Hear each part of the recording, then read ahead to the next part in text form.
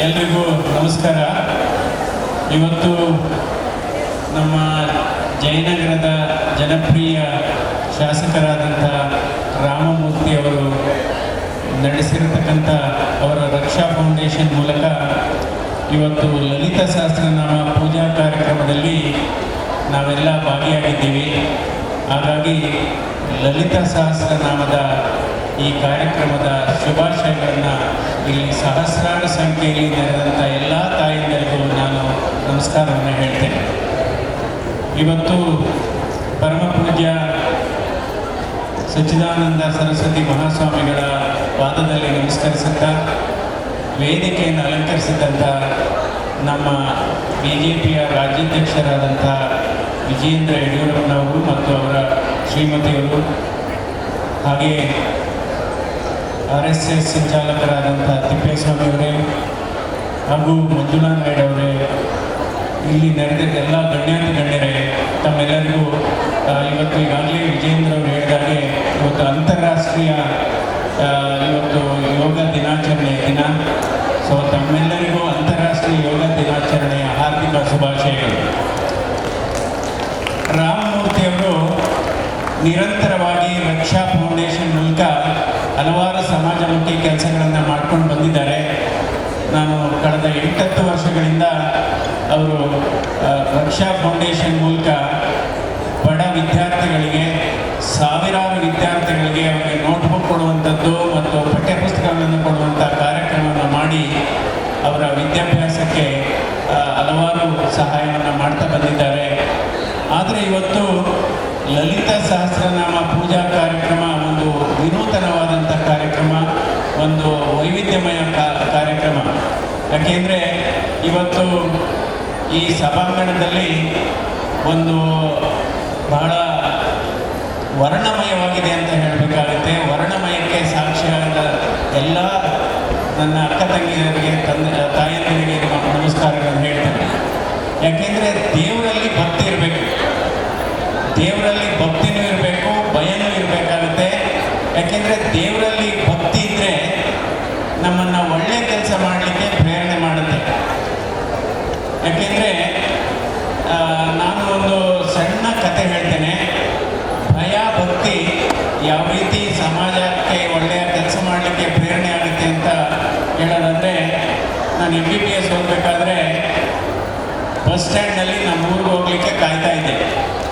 Bus late ಆಯಿತು. ಅಲ್ಲಿ ಒಬ್ಬರು ಹಾವಾಡಿದ್ರು, ಹಾವನ್ನು ಆಡಿಸ್ತಾ ಇದ್ರು. ಅದೆಲ್ಲ ಆಟ ಆಡಿದ ಮೇಲೆ ತಟ್ಟೆ ಇಟ್ಕೊಂಡು ಹೋದ ಅವನು. ಯಾರೂ ದುಡ್ಡಾಗ್ತಾ ಇಲ್ಲ ತಟ್ಟೆಗೆ. ಅವನೇನು ಮಾಡ್ದ, ಇದು ನಾಗಪ್ಪ ದೇವರು, ನೀವೇನಾದರೂ ತಟ್ಟೆಗೆ ದುಡ್ಡಾಗ್ತಾ ಇದ್ರೆ ಕನಸಲ್ಲಿ ಬಂದು ಕಚ್ಚು ನಾಗಪ್ಪ ಅಂತ ಹೇಳ್ದ. ಸೊ ಆವಾಗ ಏನಾಯಿತು, ಎಲ್ಲರೂ ತಟ್ಟೆ ತುಂಬ ದುಡ್ಡು ಹಾಕಿದ್ರು. ಸೊ ಇವತ್ತು ನಾವು ದೇವರಲ್ಲಿ, ಯಾಕೆಂದರೆ ನಮ್ಮ ಸಂಪ್ರದಾಯದಲ್ಲಿ, ನಮ್ಮ ಧಾರ್ಮಿಕ ಹಿನ್ನೆಲೆಯಲ್ಲಿ ನಾವು ಯಾವಾಗಲೂ ಅಷ್ಟೇ ದೇವರಲ್ಲಿ ಭಕ್ತಿ ಇರಬೇಕಾಗುತ್ತೆ, ದೇವರಲ್ಲಿ ಭಯನೂ ಇರಬೇಕಾಗುತ್ತೆ. ಯಾಕೆಂದರೆ ನಾವು ಒಳ್ಳೆ ಕೆಲಸ ಮಾಡ್ತೀವೋ ಅಥವಾ ಒಳ್ಳೆ ಕೆಲಸ ಮಾಡಲ್ವೋ ಇಬ್ಬರಿಗಂತೂ ಗೊತ್ತಿರುತ್ತೆ. ಒಂದು ಅಂತರಾತ್ಮಕ್ಕೆ ಗೊತ್ತಾಗುತ್ತೆ, ಇನ್ನೊಂದು ಪರಮಾತ್ಮನಿಗಂತೂ ಗೊತ್ತೇ ಆಗಿರುತ್ತೆ. ಸೊ ಅದರಿಂದ ನಾವು ಈ ರೀತಿಯ ಲಲಿತ ಸಹಸ್ರನಾಮ ಮಾಡುವಂಥ ಕಾರ್ಯಕ್ರಮ ನಿಜವಾಗ್ಲೂ ನಮ್ಮ ಮನಸ್ಸು, ನಾವು ಯಾವಾಗ ದೇವರಲ್ಲಿ ಹೆಚ್ಚು ಪೂಜೆ ಮಾಡ್ತೀವಿ ಅಂದರೆ ನಮಗೆ ಆತ್ಮಸ್ಥೈರ್ಯ ಕಡಿಮೆ ಆದಾಗ, ನಮ್ಮ ಆತ್ಮಬಲವನ್ನು ಹೆಚ್ಚಿಗೆ ಮಾಡ್ಕೋಬೇಕು ನಾವು ಹೆಚ್ಚು. ಅದರಿಂದ ಇವತ್ತು ನಾವು ಮಹಿಳೆಯರ ಸಬಲೀಕರಣ ಅಂತ ಮಾತಾಡ್ತಾರೆ. ನಿಜವಾಗ್ಲೂ ಮಹಿಳೆಯರಿಗೆ ಸಬಲೀಕರಣ ಆಗೋದು ಇನ್ನೊಬ್ಬ ಮಹಿಳೆಗೆ ಸಬಲೀಕರಣಕ್ಕೆ ಸಾಕ್ಷಿಯಾಗಬೇಕಾಗುತ್ತೆ. ಇವತ್ತು ನಾವು ಧಾರಾವಾಹಿಗಳನ್ನು ನೋಡ್ತಾ ಇದ್ದೇವೆ. ಯಾವ ರೀತಿ ಧಾರಾವಾಹಿಗಳು ಬರ್ತಾ ಇದೆ, ಕುಟುಂಬವನ್ನು ಒಡೆಯುವಂಥ ಧಾರಾವಾಹಿಗಳು ಮತ್ತು ಸಾಮರಸ್ಯವನ್ನು ಹಾಳು ಮಾಡುವಂಥ ಧಾರಾವಾಹಿಗಳು ಬರ್ತವೆ. ಇವಾಗ TV ಚಾನಲಲ್ಲೂ ಕೂಡ ಇವತ್ತು ಲಲಿತ ಸಹಸ್ರನಾಮ, ಬೇರೆ ಬೇರೆ ಸಹಸ್ರನಾಮಗಳು, ಈ ದೇವರ ಪೂಜೆಗಳ ಬಗ್ಗೆ ಹಲವಾರು ವಿಚಾರಗಳನ್ನು ಮಾಡಬೇಕು. ಈ ರೀತಿಯ ಲಲಿತ ಸಹಸ್ರನಾಮ ಮತ್ತು ಈ ರೀತಿಯ ಧಾರ್ಮಿಕ ಕಾರ್ಯಕ್ರಮಗಳ ಮಹತ್ವ ಏನಪ್ಪ ಅಂದರೆ, ಪ್ರತಿ 30 ವರ್ಷ ಹೊಸ ಪೀಳಿಗೆ ಬರ್ತಾರೆ.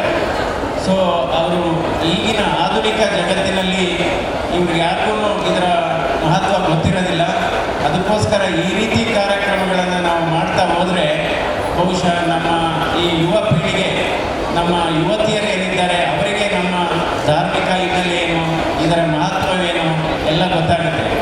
ಸೊ ಅದರಿಂದ ನಮ್ಮ ಶ್ರೀಮತಿಯವರು ಕೂಡ ಪ್ರತಿದಿನ ಲಲಿತಾ ಸಹಸ್ರನಾಮನ ಅವರು ಊಟ ಬಿಡ್ಬೋದು, ನೀರು ಬಿಡ್ಬೋದು, ಲಲಿತಾ ಸಹಸ್ರನಾಮ ಬಿಡೋದಿಲ್ಲ.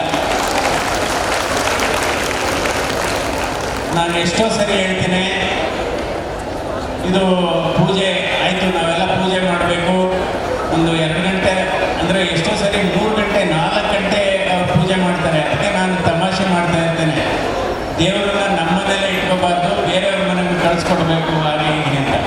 ಸೊ ಅದರಿಂದ ನಿಜವಾಗ್ಲೂ ನಮ್ಮ ಧಾರ್ಮಿಕ, ನಮ್ಮ ಸಂಸ್ಕೃತಿ ಬಹಳ ಮುಖ್ಯ. ಯಾಕೆಂದರೆ ನಾವು ದೇವರಲ್ಲಿ ನಂಬಿಕೆ ಇಡಬೇಕು, ಆ ಧರ್ಮದಲ್ಲಿ ನಂಬಿಕೆ ಇಡಬೇಕು. ಅದು ನಮ್ಮನ್ನು ನೋಡಿ, ಒಂದು ದೇವಸ್ಥಾನಕ್ಕೆ ಒಬ್ಬ ಕುರುಡ ಹೋಗ್ತಾನೆ.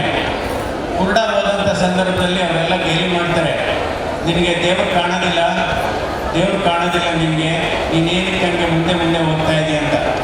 ಅದಕ್ಕೆ ಅವನು ಕುರುಡ ಹೇಳ್ತಾನೆ, ನನಗೆ ದೇವರಂತೂ ನಾನು ನೋಡೋಕ್ಕಾಗಲ್ಲ, ದೇವರೇ ನನ್ನ ನೋಡ್ತಾನೆ ಅಂತ ಹೇಳ್ತಾನೆ.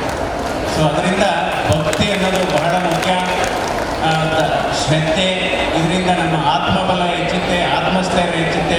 ಎಷ್ಟೋ ಸರಿ ನಮ್ಮ ಕಷ್ಟಗಳನ್ನು, ನಮ್ಮ ಸಮಸ್ಯೆಗಳನ್ನು ಹೇಳಲಿಕ್ಕೆ ಇರೋದು ಒಂದೇ ಒಂದು ಅಂದರೆ ದೇವರು ಮತ್ತು ಈ ಲಲಿತಾ ಸಹಸ್ರನಾಮ. ಅದರಿಂದ ಇದೊಂದು ಅದ್ಭುತವಾದಂಥ ಕಾರ್ಯಕ್ರಮ. ನಾನು ರಾಮಮೂರ್ತಿ ಅವ್ರನ್ನ ಯಾವಾಗಲೂ ಅವ್ರನ್ನ ಅಭಿನಂದಿಸ್ತೀನಿ. ಹಿಂದೆ ಕೂಡ ಅವರು ಬಡ ರೋಗಿಗಳ ಚಿಕಿತ್ಸೆಗೆ ಜಯದೇವ ಆಸ್ಪತ್ರೆಯಲ್ಲಿ ನಾನು ನಿರ್ದೇಶಕನಾಗಿದ್ದಂಥ ಸಂದರ್ಭದಲ್ಲಿ ಪ್ರತಿ ವರ್ಷ ಬಡ ರೋಗಿಗಳ ಚಿಕಿತ್ಸೆಗೆ 2 ಲಕ್ಷ ರೂಪಾಯಿ ಅವರು ದೇಣಿಗೆಯನ್ನು ಕೊಡ್ತಾಯಿದ್ರು. ಸೊ ಈ ರೀತಿ ಇವತ್ತು ನಿಜವಾಗ್ಲೂ ಇದು ನೋಡಲಿಕ್ಕೆ ಬಹಳ ಖುಷಿಯಾಗುತ್ತೆ. ಯಾಕೆಂದರೆ ಈ ರೀತಿಯ ಕಾರ್ಯಕ್ರಮ ನಾನು ಭಾಗವಹಿಸ್ತಾ ಇರೋದು ಮೊದಲನೇ ಸಾರಿ. ತಮ್ಮೆಲ್ಲರಿಗೂ ದೇವರು ಆರೋಗ್ಯ, ಆಯಸ್ಸು, ನೆಮ್ಮದಿ ಕೊಡಲಿ. ಇವತ್ತು ಯೋಗ ಅಂತ ಏನಿದೆ, ನಾವು ಪ್ರತಿ ದಿವಸ ಒಂದು 20-30 ನಿಮಿಷ ಆದರೂ ಯೋಗ ಅಥವಾ ಮೆಡಿಟೇಷನನ್ನು ಮಾಡಬೇಕಾಗುತ್ತೆ. ಯಾಕೆಂದರೆ ಯೋಗ ದೇಹ, ಮನಸ್ಸು ಮತ್ತು ಆತ್ಮ ಮೂರನ್ನೂ ಕೂಡ ಒಟ್ಟುಗೂಡಿಸುವಂಥ ಒಂದು ಸಂಗಮ. ಯೋಗ ಅನ್ನೋದೇ ಒಂದು ಔಷಧ ಅಂತ ಹೇಳಬೇಕಾಗುತ್ತೆ. ತಮ್ಮೆಲ್ಲರಿಗೂ ಒಳ್ಳೆಯದಾಗಲಿ.